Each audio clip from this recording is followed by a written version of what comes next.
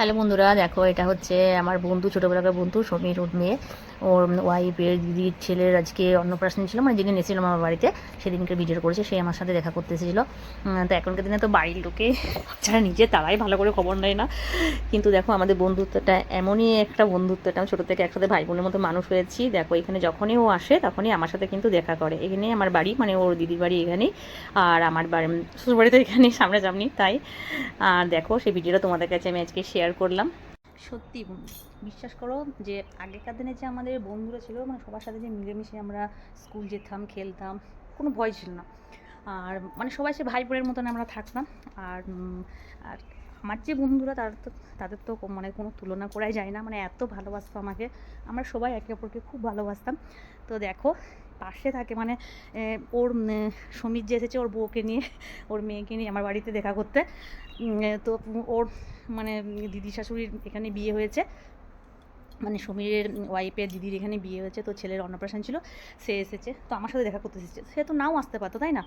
কিন্তু ওই ভালোবাসার টান, ছোটো থেকে একসাথে আমরা মানুষ হয়েছি, একসাথে স্কুল লাইফে একসাথে আমরা ছিলাম, একসাথে টিউশন পড়তে যেতাম, মানে কত আনন্দ হতো বিশ্বাস করো। আর এখনকার জেনারেশনের বন্ধুরা কেমন বাবা আমিও ঠিক মানে বুঝে উঠতে পারি না, কিন্তু আমাদের যে বন্ধুত্বটা ছিল মানে বেস্ট ছিল, খুব ভালো ছিল। মানে সবাই, মানে আমি সাইকেল নিয়ে যেতাম না, বিশ্বাস করে তোমাদের কাছে এটা শেয়ার করতে চাই। আমার সব বন্ধুরা, তোরা শুনবি হয়তো, বলছি আজকে আমি সবার কাছে শেয়ার করছি, যেহেতু সোশ্যাল মিডিয়াতে কাজ করছি, সবাই জানুক। এরকম সবার সাথে মানে এখন সেই সময় যোগাযোগ হয় না, দু একজন মানে বান্ধবী বন্ধুদের সাথে যোগাযোগ হয়, বাদবাকি আরও যারা আছে তাদের সাথে হয় না। তাদেরকে বলছি খুব মিস করি তোদের। আর আমরা জানো তোমাদের সবার কাছে আমি এটা শেয়ার করতে চাই, আমরা মানে টিউশন পড়তে যেতাম, মানে আমাদের বাড়ি থেকে টিউশনটা যেখানে পড়তে যেতাম প্রায় আধ ঘন্টার মতো। তো আমার সাইকেলটা আমার ভাই নিয়ে যেত, সেটা আমার সাইকেল নেওয়া যেতে হতো না। তো সেই জন্য আমি যেহেতু সাইকেল নিয়ে যাব না, তো আমার কোনো বান্ধবীরা সাইকেল নিয়ে যেত না। আর এই 3-4জন যে বন্ধুরা ছিল তারা সাইকেলে করে যেত, কিন্তু হেঁটে হেঁটে আমাদের সাথে।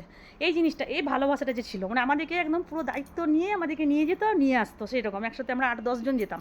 তো ওদের সাইকেল ছিল, কিন্তু যেহেতু আমি নিয়ে যাব না, সেই জন্য সাইকেল কেউ নিয়ে যাবে না, সবাই হেঁটে হেঁটে যাবো, হেঁটে হেঁটে আমরা গল্প করতে করতে যেতাম, আসতাম। এই যে বন্ধুত্বটা, এই বন্ধুত্বটা এখনকার দিনে কিন্তু সেরকম দেখা যায় না, আমার মনে হয় দেখা যায় না, জানি না। আর দেখবে যে প্রকৃত বন্ধু হয় সে কিন্তু তোমাকে কোনো দিন ভুলবে না। তাই বন্ধুত্ব জিনিসটা কিন্তু কেউ নষ্ট করো না।